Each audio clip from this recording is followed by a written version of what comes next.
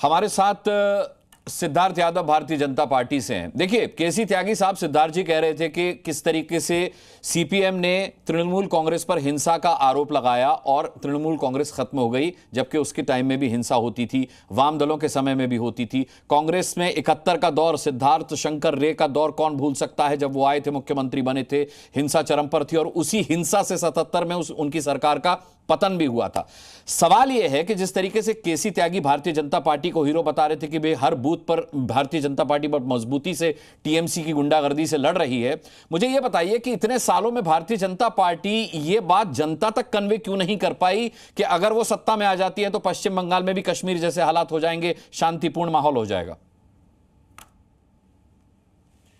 देखिए अनुराग जी, सबसे पहले मैं आपको बधाई देता हूं कि आपका चैनल आज एक बहुत महत्वपूर्ण विषय को लेकर के डिबेट कर रहा है जी। क्योंकि हिंसा इतने लंबे से चलती आ रही थी और कांग्रेस पार्टी और कम्युनिस्ट पार्टी का इतिहास रहा है हिंसा का, फिर तृणमूल आ गई तो तृणमूल का भी इतिहास रहा है हिंसा का। तो हिंसा को नॉर्मलाइज करना ठीक नहीं है, पर इन लोगों की एक आदत रही कि हिंसा होती रही और राजनीतिक हत्याएं जिस प्रांत में सबसे ज्यादा हो उसको ऐसे नॉर्मलाइज करने का काम कर दिया कि चाहे फिर पंचायत का चुनाव हो, विधानसभा का चुनाव हो, उसके बाद इतने लोगों को, राजनीतिक कार्यकर्ताओं को अपनी जान गंवानी पड़ जाए, पर ना तृणमूल चुसकती है, ना कहीं उस पर कोई चर्चा होती है, ना कोई नैरेटिव बिल्डिंग का काम किया जाता है, और उसका ब्रंट कौन झेलता है हम सब जानते हैं। हम लोगों के बीच में अपनी बात को अगर नहीं पहुंचा पा रहे होते अनुराग जी, तो पिछले लोकसभा के चुनावों में हमको ऐसा मैंडेट नहीं मिलता। अगर हम नहीं चुना पा रहे होते तो हम अपनी जमीन को और मजबूत नहीं कर रहे होते। यह बात सिर्फ एक राजनीतिक हत्या को लेकर के नहीं है, यह एक बात एक प्रांत की, राज्य की सुरक्षा व्यवस्था, वहां की लॉ एंड ऑर्डर व्यवस्था की है। जिस प्रांत के मुख्यमंत्री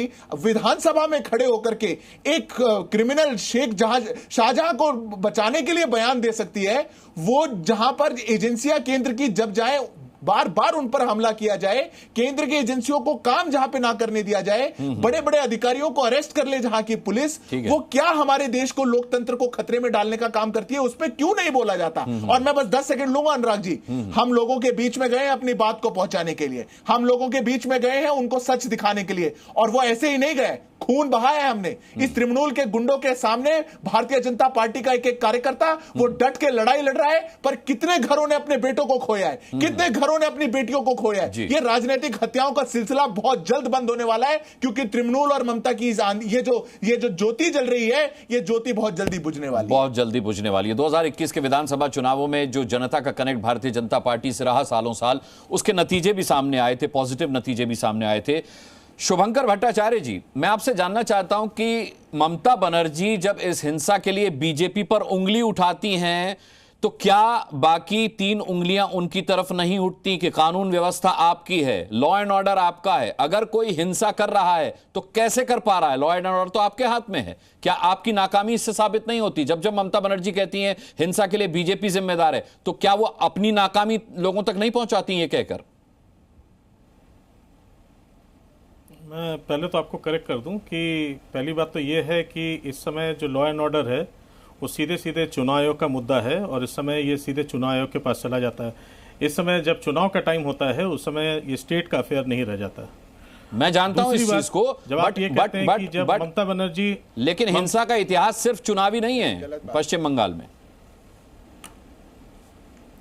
अनुराग जी, आप एक बार देखिएगा, जब पिछला अभी थोड़ी देर पहले सिद्धार्थ जी बात कर रहे थे तो एक बार भी आपने बीच में टोका नहीं। नहीं, मैं तो मैं हर एक स्टेटमेंट बोलूंगा उसमें आप टोकेंगे। मैं आपको सिर्फ आप देखते जाइएगा, आप बोलिए। तो मुझे कुछ समझाने की जरूरत नहीं पड़ेगी जी, यहाँ आपके दर्शक खुद समझदार है, समझते चले जाएंगे जी। ये अब बात है कि जहां तक अभी सिद्धार्थ जी बोल रहे थे, बेचारे तृणमूल को बोलने में वो 4-5 बार लड़खड़ा गए, वो ठीक तरीके से तृणमूल बोल तक नहीं पा रहे थे, तो बंगाल की बात क्या करेंगे।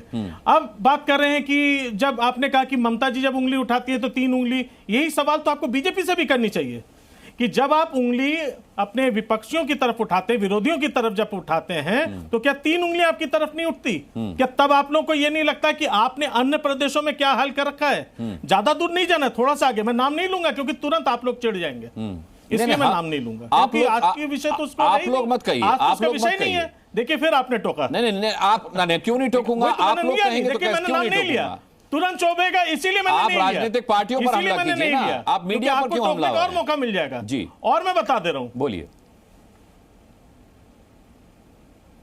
सर, आप खत्म कर लीजिए, आप जब कहेंगे। नहीं, आपने आप लोग कहा, उस पर मैंने आपत्ति दर्ज कराई, अब आप कंटिन्यू कर सकते हैं। देखिए, मैं 10 चीजें कहूंगा, आपको आपत्ति आप बाद में दर्ज करा लीजिएगा। हम लोग तो आजकल आपत्तियां ही सुनते रहते हैं चारों तरफ। खैर, मैं यहाँ पे अब मैं बात कर लूं, जहां पे ये सिद्धार्थ जी अभी और इन्होंने 2 बातें कही कि वहां पे जो है लॉ एंड ऑर्डर को बिगाड़ने का। लॉ एंड ऑर्डर बिगाड़ा किसने? अभी आप ही लोग पीछे से दिखा रहे हैं। बताइए, इस समय चुनाव चल रहा है, उसमें पीछे से झंडा और भगवा लहराते हुए कौन लोग दिखाई दे रहे हैं? आप मुझे बताइए, कौन लोग दिखाई दे रहे हैं? आप ही का रिपोर्ट दिखा रहा है, मुझे कुछ दिखाने की जरूरत नहीं, आप इसमें से खुद घिरे हुए हैं। तो यहां पे जब आप कहते हैं निष्पक्ष चुनाव, तो ये निष्पक्षता तो जवाब देने का अवसर दीजिए। कहीं पे निष्पक्षता नहीं है। शेख शाहजहां की बात कर रहे हैं, शेख शाहजहां की बात कर रहे हैं, तो अब तो थोड़ा सा शर्म करिए। अब तो 3 उंगलियां और भी आपकी तरफ उठाई हैं। जहां पे बात यह आई कि आपके खुद जो वहां पे मंडल अध्यक्ष हैं, वो तक इसका स्कीम बनाते हुए धरे पाए गए, उसके ऊपर वीडियोस लीक हो गई। आपके जो वहां पे जिनको आपने जबरदस्ती विक्टिम बना के भेजा था, उन्होंने स्वीकार कर लिया कि उनको लालच दिखा के किस तरीके से आप लोगों ने वहां पे पूरा ये प्लॉट तैयार किया था। तो ये जो षड्यंत्र आपने विरोधियों के खिलाफ, विपक्षियों के खिलाफ जो कर रखा है, इसका जवाब आपको बहुत जल्द मिलने वाला है। ये बात तो आपने बिल्कुल सही कही। एक लाइन में जवाब दे दीजिए सिद्धार्थ जी। मैं बिल्कुल दे देता हूं। जिनके पार्टी के कृत्य ऐसे हों पर उनको चिंता ज्यादा मेरे जवान की थी, ये तृणमूल वाले इतना तो बता दें कि जो पोस्ट पोल वायलेंस होती है, बढ़िया तृणमूल बोल रहे हैं, किसी के हाल में होता है और किसी के पास होता है और किसी के पास होता है। अरे चुनाव होने के बाद हिंसा की घटना तो कहीं नहीं दिखती। आपके राजनीतिक कार्यकर्ता निकल निकल के गांव गांव में जाते हैं और ढूंढते हैं किसने भाजपा को वोट दिया, किसके घर पे झंडा लगा हुआ था, कौन भाजपा के लिए कैंपेन कर रहा था, उनको जान से मार डालते हैं। और यहाँ बात कर रहे हैं कि कौन दर्ज कराई बात कर रहे हैं भट्टाचार्य जी। शुभंकर भट्टाचार्य जी जिस तरीके से कह रहे हैं कि आप देख लीजिए, वोटिंग के दौरान भी वहां भगवा लहराते हुए कार्यकर्ता बीजेपी के दिख जाएंगे, जो कि भावनाओं को भड़काता है। इससे पहले रामनवमी पर जो हिंसा हुई थी, उसके लिए भी ममता बनर्जी कह चुकी हैं कि रामनवमी के जुलूस वाले दिन हाथों में तलवारें लेकर के लोग निकले थे। देखिए अनुराग जी, बस 10 सेकंड में उत्तर दूंगा। ये दोनों बातें अलग है। जो रामनवमी के लिए वो कहती हैं और मुहर्रम के लिए नहीं कहती, वो तो उनके एजेंडा और वोट बैंक की पॉलिटिक्स है। पूरा बंगाल जानता है, पूरा देश जानता है ममता जी किस वोट बैंक पे खेलती हैं, किनको खुश करने के लिए क्या कहती हैं, वो तो अलग ही बात है। आज एक राजनीतिक स्पेस में काम करने वाले लोगों की सुरक्षा, इस देश के लोकतंत्र में अपने विचार को लोगों तक पहुंचाने का जो एक कार्यक्रम है, उसमें कैसे टीएमसी के गुंडे बाधा बनके जान तक लेने के लोगों पर मजबूर हो चुके हैं, बात उसकी है। और उस पर ये आकर के कह रहे हैं कि तलवार लहरा रहे। अरे जिस प्रांत में गवर्नर नहीं सिक्योर होते हैं, उनको जाकर के आप रोक लेते हैं। जिस प्रांत में मतलब 1000 से ऊपर महिलाएं संदेश खाली में, उनको आपने उत्पीड़न का शिकार बनाया और यहां पर आकर के कह रहे हैं कि ऐसा हो गया, 3 उंगली आपकी तरफ हो गई। अरे कौन सी उंगली हो गई? हाईकोर्ट को आकर के कहना पड़ा। और आप अपने उन व्यक्ति को, शेख शाहजहां को वोट बैंक की पॉलिटिक्स के लिए बचाते रहे और फिर टीवी पे भट्टाचार्य जी बैठ करके बात करेंगे। अरे इधर उधर की बात मत करिएगा भट्टाचार्य जी।